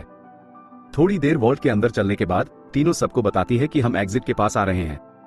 अब तक काफी लकी रहे हैं क्योंकि डेडली फैंटम नहीं मिला, लेकिन अगर वो आ गया, डेव वादा करता है कि वो सबको टाइम बाय करने के लिए शील्ड बनेगा ताकि सब भाग सके। थियो उसे एश्योर करता है वो जरूरत नहीं पड़ेगी, जब तक क्रे हमारे साथ है मैं श्योर हूं सब जिंदा बच के निकलेंगे। पर क्रे को बिल्कुल भी कॉन्फिडेंस नहीं है कि सब बचेंगे। सच तो यह है कि अगर वो मॉन्स्टर सामने आ गया तो क्रे तो सीरियसली सोच रहा है कि बस टीनो को पकड़ के भाग जाए और बाकी सबको छोड़ दे। अभी के लिए क्रे थोड़ा ऑप्टिमिस्टिक रहने का सोचता है। उसके पास अभी 5 सेफ्टी रिंग्स हैं, तो कम से कम वो कुछ देर के लिए सर्वाइव कर सकता है अगर फाइट करनी पड़ गई तो। लेकिन उसके पास कोई और यूजफुल रिलिक्स नहीं है। शॉर्ट रिंग्स काम नहीं करते और उसका एकलौता स्वॉर्ड रिलिक्स तो उसने यहाँ उड़ते हुए ड्रॉप कर दिया था। ऑप्टिमिस्टिक रहना काफी मुश्किल हो रहा था। तभी सबको एक अजीब सी फीलिंग होती है कि कुछ उनकी तरफ आ रहा है, तो सब बैटल स्टांस में आ जाते हैं। क्रे टीनो के सामने खड़ा हो जाता है ताकि उसे बचा सके। उसके पास कोई अटैक रिलिक्स तो नहीं है, पर अगर जरूरत पड़ गई तो वो अपने बॉडी को एक ह्यूमन मिसाइल बना के उसे विंग सूट के साथ अटैक करेगा।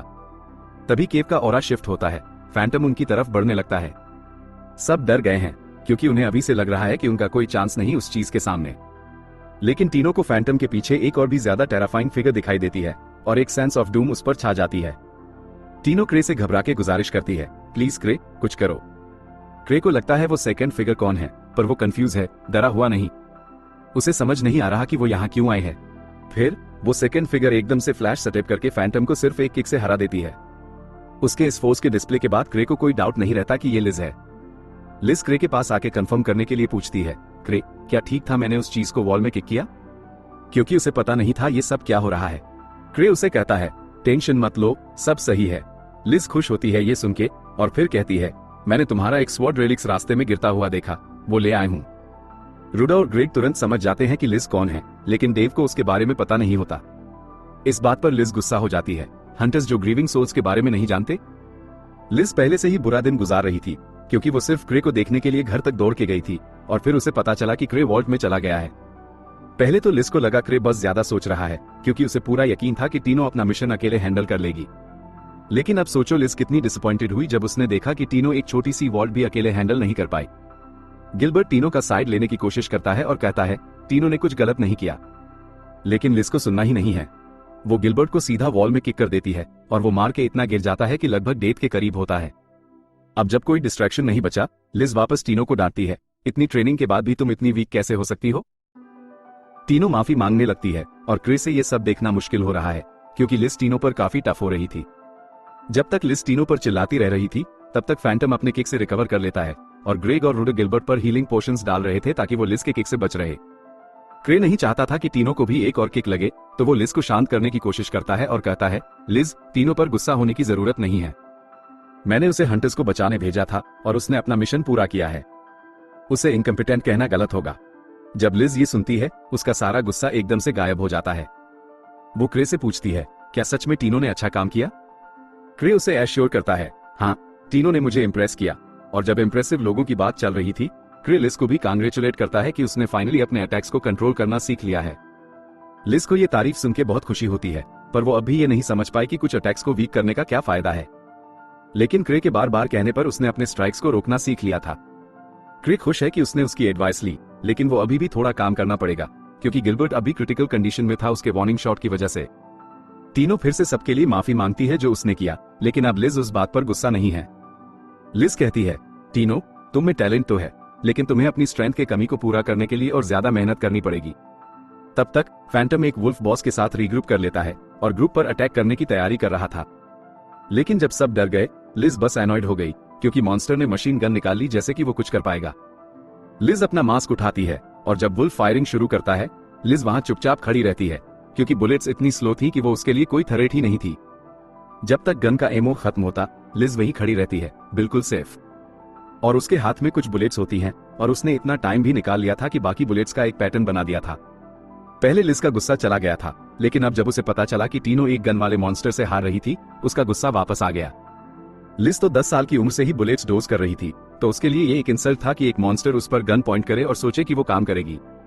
लिज ये सब दिखाने वाली थी कि एक फैंटम को हराना कितना आसान है।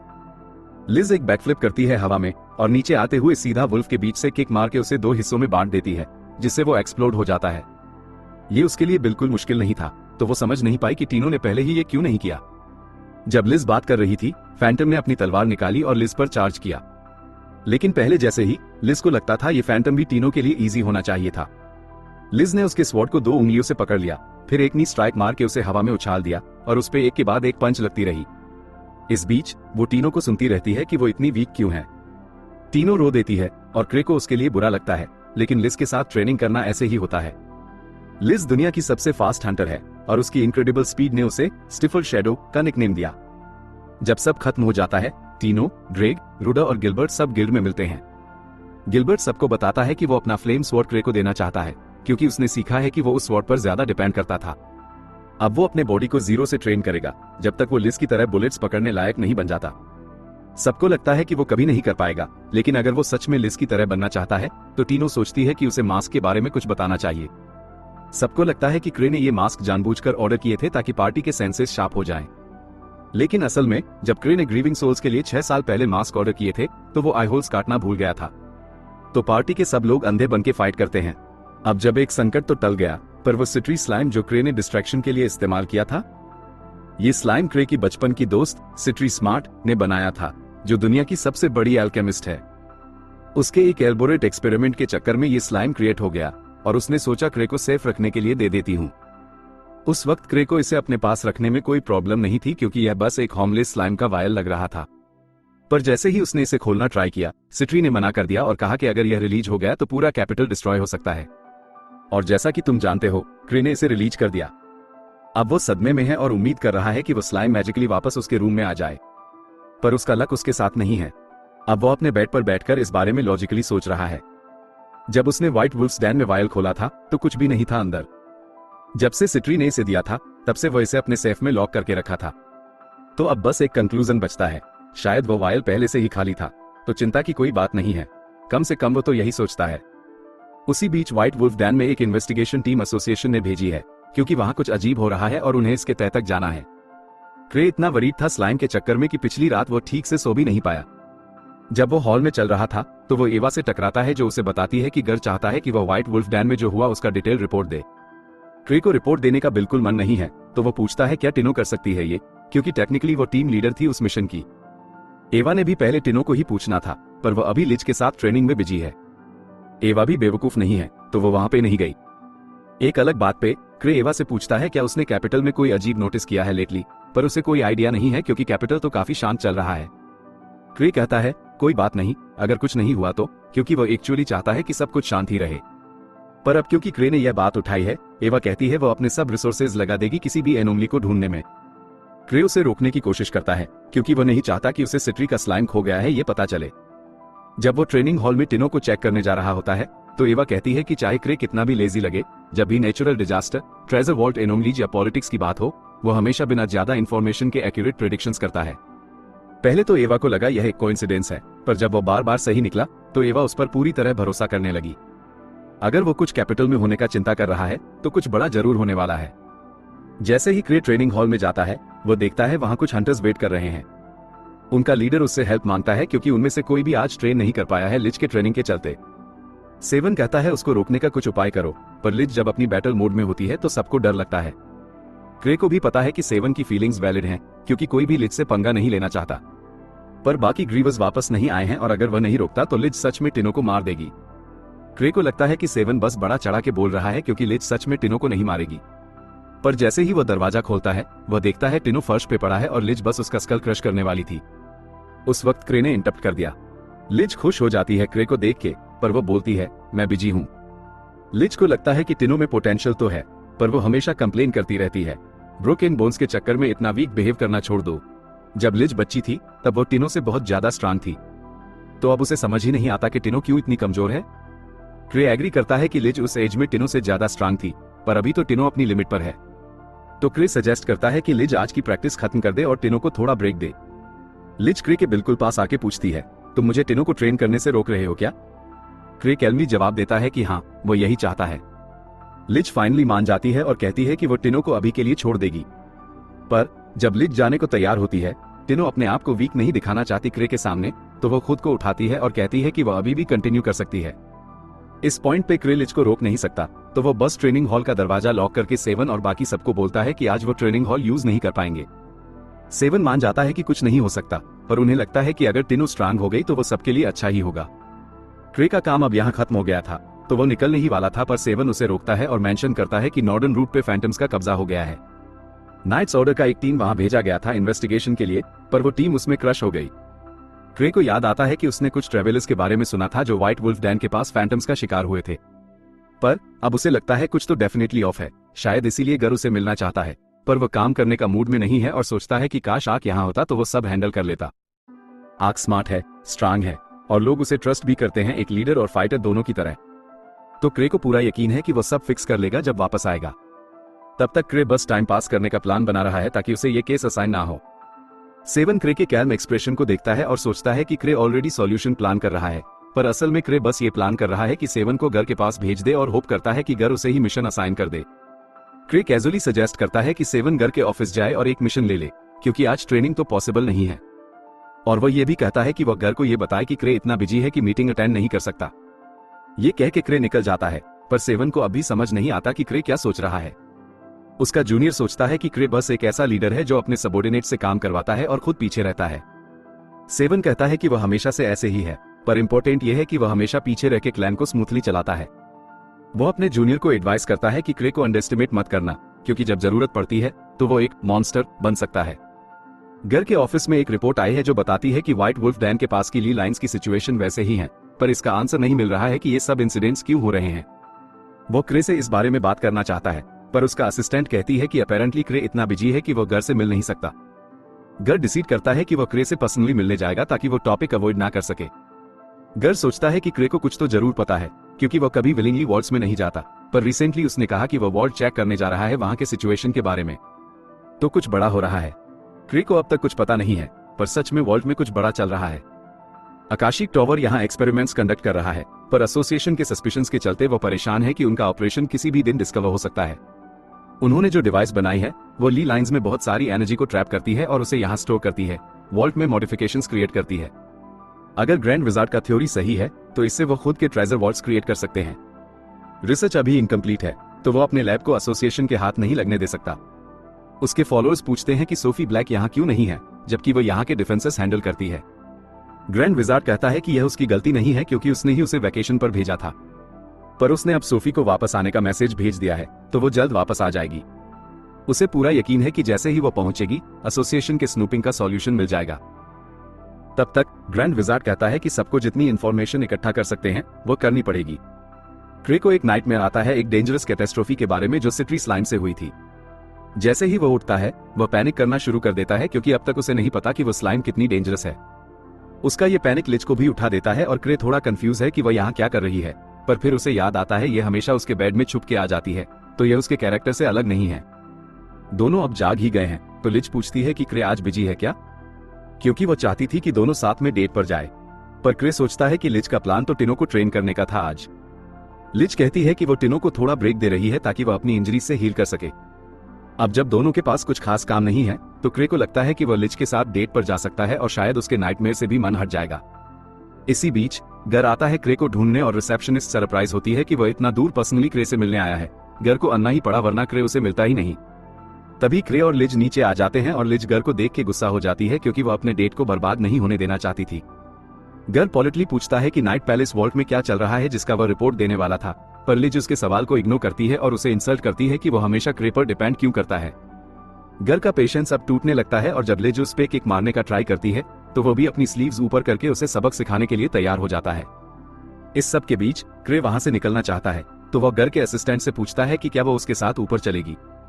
बातचीत के दौरान वो उसे अपने रिकॉग्निसेंस के रिजल्ट्स बताती है और क्रे सोचता है कि यह अच्छा है कि ली लाइंस नॉर्मल हैं, पर उसके दिमाग में दूसरा प्रॉब्लम चल रहा है। काना कंफ्यूज होती है और पूछती है कि क्रे किस प्रॉब्लम की बात कर रहा है, पर क्रे उसे नहीं बताना चाहता कि उसने एक स्लाइम रिलीज किया है जो देश को खत्म कर सकता है, तो वो कहता है कि डिटेल्स कॉन्फिडेंशियल हैं। क्रे बोलता है कि वो और इन्वेस्टिगेट करना चाहता है पर आज बिजी है, तो वो सजेस्ट करता है कि गर को भेज दे, क्योंकि क्रे तो किसी मिशन को खुद हैंडल नहीं कर पाता। इसी बीच गर और लिज नीचे अभी भी लड़ाई में लगे हैं। गर ज्यादा स्ट्रांग है, पर लिज उसे काफी फास्ट है, तो वो एक भी सक्सेसफुल हिट उस पर नहीं कर पाता। लिज गर को टॉन्ट करती है कि उसने अपने आप को डेस्क ड्यूटी के चक्कर में कितना आउट ऑफ शेप होने दिया है। ये सुनके गर और भी गुस्से में आ जाता है और अपनी पूरी स्ट्रेंथ से लिज पे अटैक करने को तैयार हो जाता है। गर पहले एक फर्स्ट क्लास लेवल 7 हंटर था, पहले के वो रिटायर हो गया और उसकी स्ट्रेंथ अभी उस टाइटल के लायक है। पर क्रे दोनों को रोकता है और कहता है कि वो फाइटिंग बंद करें वरना ये जगह डिस्ट्रॉय हो जाएगी। गर अभी गुस्से में है, पर लिज तुरंत क्रे के पास चली जाती है और अपनी फाइट भूल जाती है। क्रे और लिज अपनी डेट पर निकलते हैं और वॉक करते हुए लिज कमेंट करती है कि गर कुछ सालों में काफी कमजोर हो गया है। क्रे को लगता है कि यह कहना अनफेयर है, क्योंकि लिज एक्टिव ड्यूटी पर रहती है और ट्रेनिंग करती रहती है, जबकि गर को पेपरवर्क हैंडल करना पड़ता है। पर फिर भी लिज कहती है कि गर अब के हालात में नाइट पैरेड वॉल्ट कंप्लीट नहीं कर पाएगा। तो क्रे उससे पूछता है कि क्या वॉल्ट के मॉन्स्टर्स सच में इतने स्ट्रांग हैं? बाकी ग्रीवर्स अब भी नाइट पैरेड वॉल्ट में हैं, पर क्रे को उम्मीद है कि वो जल्दी लौटेंगे, क्योंकि उसे स्लाइम सिचुएशन हैंडल करने में उनकी मदद चाहिए। तभी लिज क्रे को अपना बैग देती है और एक आदमी को रोड के बीच में पकड़ने के लिए भाग जाती है। क्रे उसे पूछता है कि वो क्या कर रही है, तो लिज कहती है कि वह आदमी उन्हें काफी सस्पिशियसली देख रहा था। क्रे को लगता है कि यह कोई वैलिड रीजन नहीं है, तो वो उस आदमी को छोड़ने के लिए कहता है। वो आदमी से पूछता है कि वो ठीक है क्या, पर वो बस भाग जाता है और क्रे को समझ नहीं आता कि क्यों। लिज कंफ्यूज होती है और पूछती है कि क्रे ने उस आदमी को, जो ऑब्वियसली गुंडा लगता है, एस्केप क्यों करने दिया। पर फिर उसे लगता है कि क्रे के पास कोई प्लान होगा और वो जानबूझ के उसे जाने दिया होगा। वो बिना पूछे पहले एक्शन लेने के लिए माफी मांगती है। दूसरी तरफ वो आदमी एक खाली शॉप में पहुंचता है। असल में वह एक आकाशिक टावर का एजेंट है, पर उसे समझ नहीं आता कि वह कैसे पकड़ा गया, क्योंकि वह उन्हें सेफ डिस्टेंस से फॉलो कर रहा था। और अब उसे लगता है कि क्रे को उनके ऑपरेशन के बारे में सब कुछ पता चल गया है, इसीलिए क्रे ने उसे पकड़ने के बाद भी छोड़ दिया। अगले दिन लिज बहुत एक्साइटेड थी, क्योंकि वो क्रे के साथ एक और डेट पर है। पर क्रे उसे याद दिलाता है कि इस बार ये कोई डेट नहीं है, वो दोनों इंपीरियल कैपिटल के सबसे डेंजरस एरिया में हैं, और क्रे ने उसे यहाँ इसलिए बुलाया है क्योंकि वो कुछ ढूंढ रहा है। ईवा से जो इन्फॉर्मेशन मिली है उसके हिसाब से यहाँ पे काफी लोग लापता हो रहे हैं। शायद ये बस यूजुअल किडनैपिंग्स और मर्डर्स की वजह से हो, जो इस एरिया में कॉमन है। पर क्रे को डर है कि कहीं ये डिसअपीयरेंसेस सित्री के स्लाइम की वजह से तो नहीं, क्योंकि अगर ऐसा है तो ये सब उसकी गलती बन जाएगी। ऊपर से ईवा की रिपोर्ट में ये भी लिखा है कि आगे एक नई आइसक्रीम शॉप खुली है। तो क्रे कहता है कि चलो कुछ आइसक्रीम ट्राई करते हैं, और लिज खुशी खुशी मान जाती है।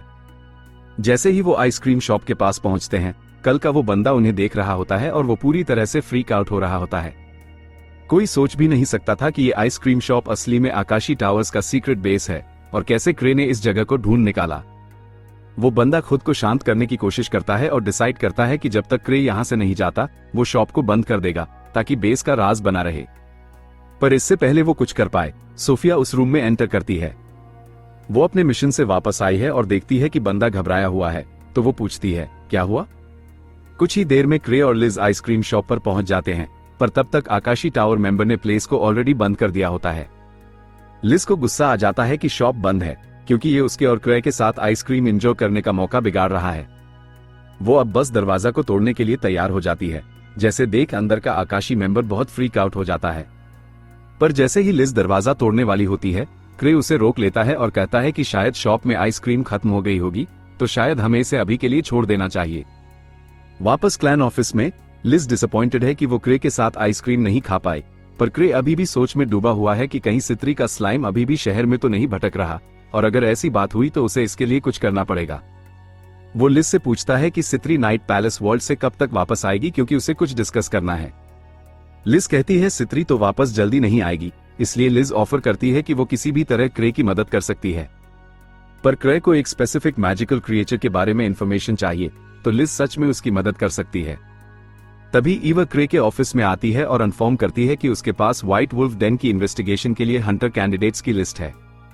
7 और ऑब्सिडियन क्रॉस के और मेंबर्स ऑलरेडी साइट पर हैं, पर आर्क अभी वहां नहीं है, तो उसे चाहिए कि क्रे लिस्ट अप्रूव करे।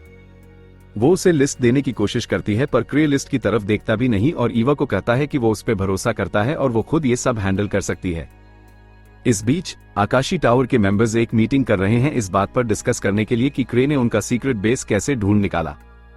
बेस परफेक्टली डिस्गाइज किया गया था एक रनडाउन पार्ट में, पर क्रे ने यूज इजीली ढूंढ लिया और ऊपर से वो ऐसे बिहेव भी कर रहा था जैसे ये सिर्फ एक नॉर्मल आइसक्रीम शॉप है, जैसे वो आकाशी टावर को ये मैसेज भेजना चाहता हो कि वो उनसे कई कदम आगे है।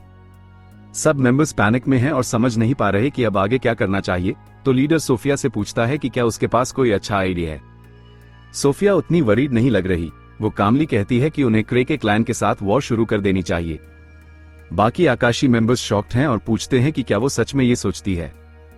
वो पूछते हैं अगर वो फर्स्ट स्टेप्स के अगेंस्ट टिक सकते हैं, तो सोफिया कहती है कि आकाशी टावर सच्चाई का सीकर है, तो चाहे सामने कोई भी हो, उन्हें कभी पीछे नहीं हटना चाहिए, चाहे उनका ओपोनेंट हाई लेवल हंटर्स का ग्रुप ही क्यों ना हो। ये तो बिल्कुल परफेक्ट अपॉर्चुनिटी है उसके नए डिफेंस को टेस्ट करने का, और अगर वो क्रे के सारे पार्टी मेंबर्स को वाइप आउट करने में सक्सेसफुल हो जाते हैं, तो फिर उनका कोई भी अपोज करने वाला नहीं बचेगा। लीडर को उसका आर्ग्यूमेंट कंपेलिंग लगता है, और अगर क्रे ने उन्हें सच में ढूंढ लिया है, तो फाइट के बिना वो इस सिचुएशन से नहीं निकल सकते। वो सोफिया से कहता है कि वो जो चाहे वो कर सकती है, और सोफिया ये सुन के खुश होती है क्योंकि इसका मतलब है कि अब वो फाइनली कुछ फन कर सकती है। इसी वक्त टीनो अब फाइनली रिकवर हो चुकी है लिज के ट्रेनिंग के साथ अपने नियर डेथ एनकाउंटर से। उसे पता है कि लिज उसका सच में जान लेने की कोशिश नहीं कर रही थी, पर फिर भी वो मरते मरते बची। तो टीनो अपनी रिकवरी सेलिब्रेट करने के लिए शहर में थोड़ा वॉक करने का डिसाइड करती है। जब वो वॉक कर रही होती है, तो उसकी नजर कुछ कैरेजेस पर पड़ती है जो सड़क के किनारे खड़े हैं। और उससे भी अजीब बात तो यह है कि क्लैन हॉल पूरी तरह से हंटर्स से भरा पड़ा है। वो एक हंटर के पास जाके पूछती है कि ये सब क्या हो रहा है, तो वो उसे बताता है कि एसोसिएशन ने एक जॉइंट एफर्ट ऑर्गेनाइज किया है व्हाइट वुल्फ डेन की इन्वेस्टिगेशन के लिए। तीनों को लगता है कि इतने सारे लोग भेजना कुछ ज्यादा ही है, पर वो बंदा उसे बताता है कि क्रे पहले आग को भेजना चाहता था, और ये सब लोग सिर्फ आग की एब्सेंस को फिल करने के लिए आए हैं।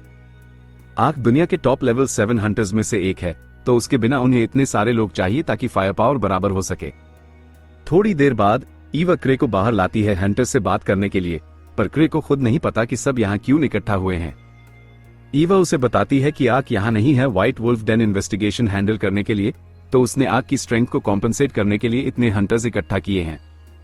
क्रे ये मिशन आग को देने वाला था क्योंकि वो एक अच्छा और रिलायबल बंदा है, पर उसने कभी सोचा भी नहीं था कि ईवा इतने सारे लोग बुलवा लेगी उसके रिप्लेसमेंट के लिए।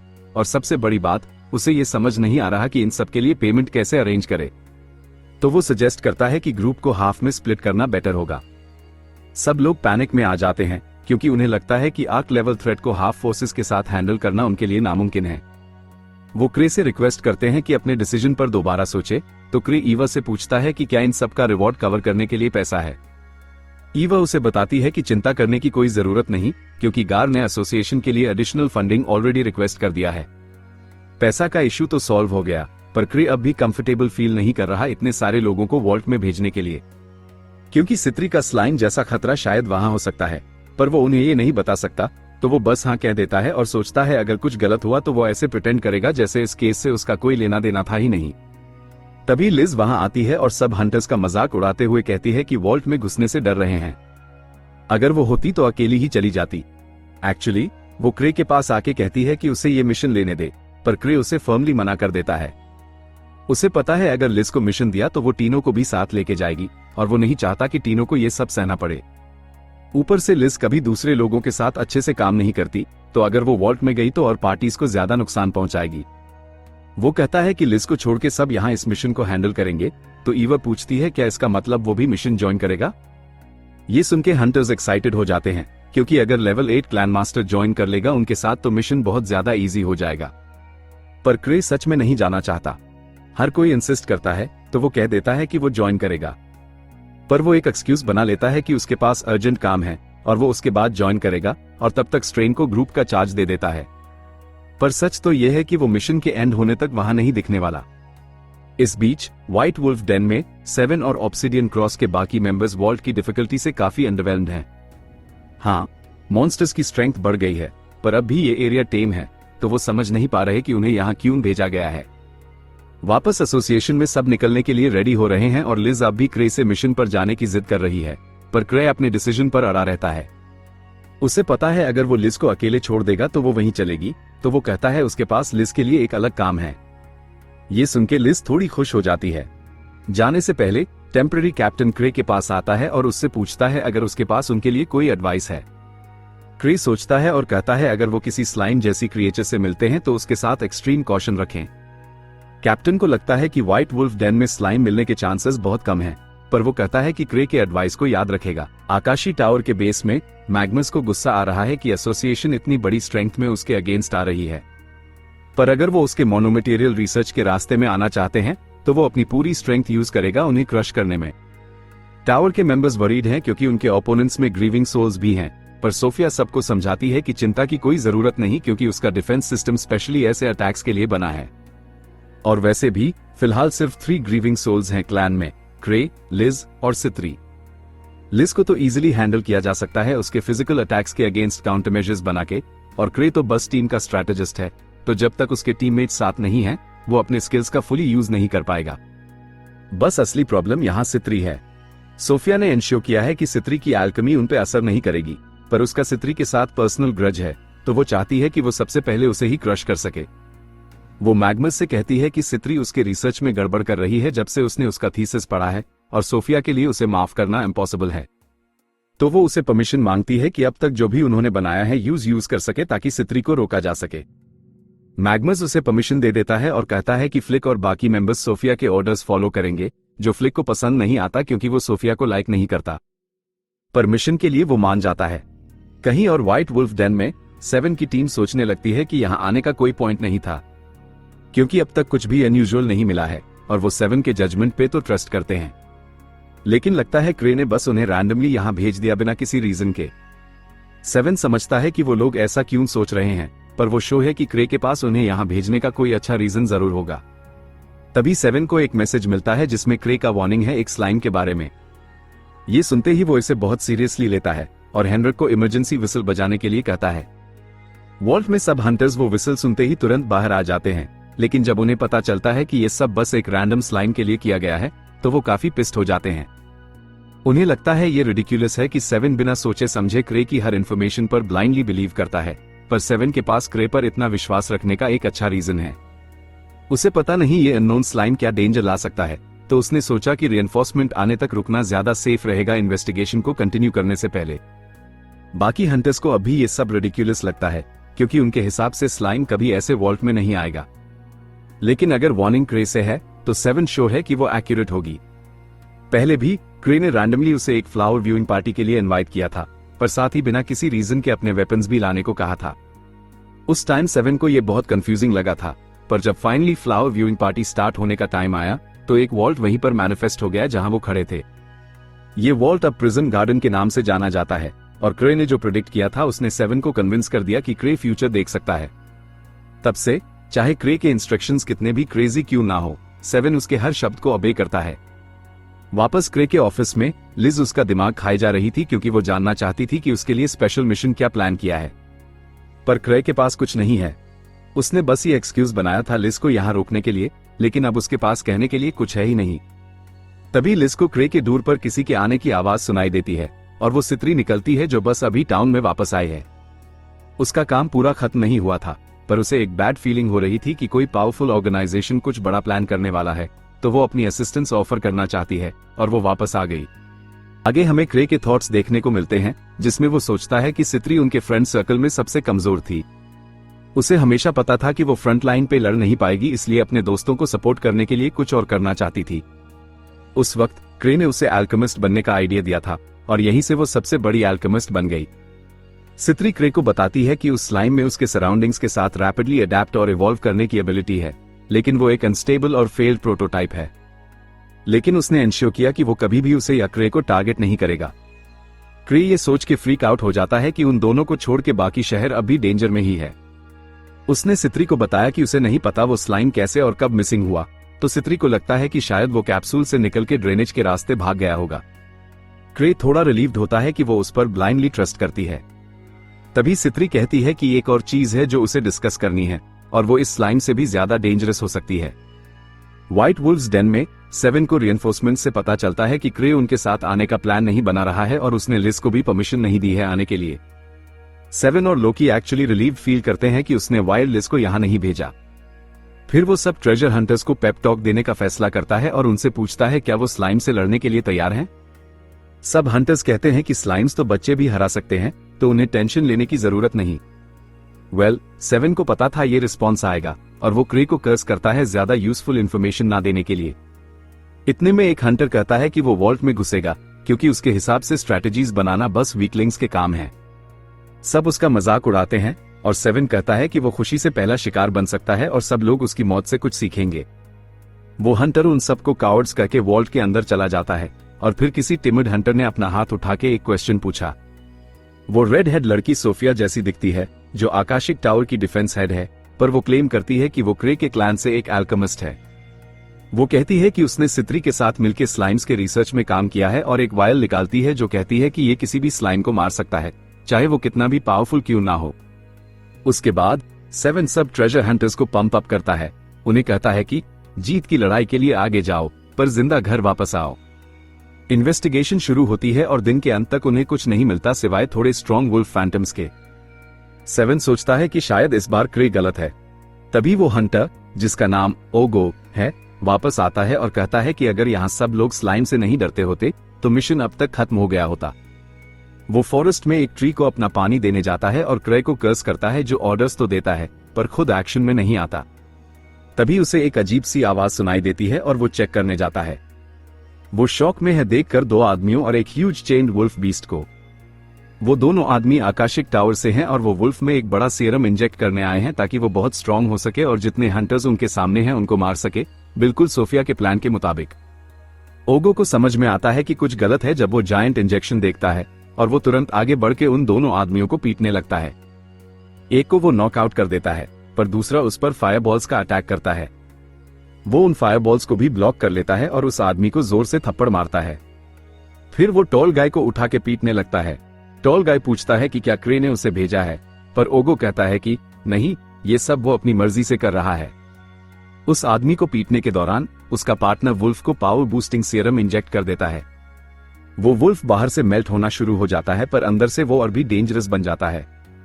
वो दोनों आदमी कहते हैं कि ये मॉन्स्टर सबसे ज्यादा माना वाली जगह को ढूंढेगा और उसे अब्सॉर्ब करके और भी स्ट्रॉन्ग बनेगा। मॉन्स्टर तुरंत उन दोनों विजिट्स का माना सक कर लेता है और ओगो वार्निंग विसल बजाता है सबको अलर्ट करने के लिए। जैसे ही 7 विसल सुनता है वो सबको तैयार होने के लिए कहता है और वो सब फॉरेस्ट के बाहर इकट्ठे हो जाते हैं फाइट के लिए। थोड़ी देर बाद ओगो भागता हुआ वापस आता है। हम देखते हैं उसे बुरी तरह से इंजर्ड हुए और उसका एक हाथ भी गायब है। वो कहता है कि क्रे पूरी तरह से सही था। एक पावरफुल स्लाइम मॉन्स्टर फॉरेस्ट में है। तभी वो वुल्फ फैंटम, जो मेल्टिंग सीरम की वजह से स्लाइम में बदल चुका है, वहां आता है और 7 उस पे तीर चलाता है, उसके पैरों को पहले निशाना बनाते हुए। मैजिशियंस फायर और आइस अटैक से वुल्फ स्लाइम पर हमला करते हैं, लेकिन कुछ असर नहीं होता। इसी बीच 7 और हीलर ओगो का हाल चेक करने जाते हैं। ओगो उन्हें बताता है कि उसने 2 अजीब से लोगों को वुल्फ फैंटम को कुछ इंजेक्ट करते हुए देखा, जो उसे स्लाइम में बदल दिया। वुल्फ स्लाइम सारे मैजिक अटैक से बिना किसी नुकसान के निकल आता है और 7 डिसाइड करता है कि फिजिकल अटैक्स ट्राई करेगा। वो स्लाइम पर अपना बोर एम करता है और तेज तर्रार एरोस छोड़ता है, पर उनका भी स्लाइम पर कोई असर नहीं होता। 7 शॉक में है कि ना मैजिक और ना फिजिकल अटैक्स इस स्लाइम पर काम कर रहे हैं, लेकिन वो फिर भी हंटर्स को कहता है कि वो जब तक फाइट कर सकते हैं करें। स्लाइम वुल्फ उन पे अटैक करना शुरू करता है और 7 उन्हें कहता है कि दूर रहो और उसके अटैक से बचो क्योंकि मॉन्स्टर काफी स्लो है। फिर वो सोफिया के ड्यूप्लिकेट के पास भागता है और उस एंटी स्लाइम केमिकल के लिए पूछता है जो उसके पास था। वो कहती है कि अगर स्लाइम उस केमिकल को टच करे तो वो खुद ब खुद ब्लास्ट हो जाएगा। 7 ये मिशन अपने ऊपर लेता है और वुल्फ स्लाइम को लुअर करते हुए भागता है, जो अचानक उस पर जंप मार देता है। 7 क्विकली वो वायल ग्राउंड पे लगाता है और साइड हो जाता है। वुल्फ स्लाइम वायल पर जैसे ही गिरता है वो टूट जाता है और जैसे ही स्लाइम उस केमिकल को टच करता है उसके अंदर कई एक्सप्लोजन्स होते हैं। सबको लगता है कि फाइट खत्म हो गई, लेकिन वुल्फ स्लाइम उन एक्सप्लोजन्स को अब्सॉर्ब कर लेता है और अब भी जिंदा है। 7 थोड़ा डिसहार्टेंड होता है कि ये असली स्लाइम नहीं था, वरना ये मर चुका होता। एक आर्मर्ड हंटर कहता है कि क्रे ने एक्चुअली एक स्लाइम जैसा क्रिएचर कहा था, ना कि एक्चुअल स्लाइम। 7 उसे और ग्रीवर्स को कर्स करने लगता है। तभी सित्री वहां हेल्प के लिए आती है। सित्री ने लिटरली क्रे से रिक्वेस्ट की थी कि उसे व्हाइट वुल्फ्स डेन के चार्ज में डाले। वो 7 को बताती है कि ये वुल्फ स्लाइम को नुकसान नहीं पहुंचा रहा क्योंकि उसका डेंस माना एक शील्ड का तरह काम कर रहा है। उसे इस यूनिक मॉन्स्टर में काफी इंटरेस्ट आता है, जो उसने पहले कभी नहीं देखा था, पर एक क्विक लुक में ही उसे समझ आ जाता है कि ये वुल्फ फैंटम स्लाइम में कैसे बदला। वो कैजुअली मॉन्स्टर के अटैक्स डॉज करते हुए उसके पास जाती है और पहचान लेती है कि वो उन लोगों को टारगेट कर रहा है जिनके पास ज्यादा माना है, ताकि अपने बॉडी को नॉर्मल स्टेट में वापस ला सके। वो ये सोचती है कि ये किसी का फेल्ड एक्सपेरिमेंट है और डिसाइड करती है इस पर मर्सी किल करेगी। वो स्लाइम वुल्फ पर एक वायल फेंकती है और 7 को कहती है कि उस पर शॉट करे।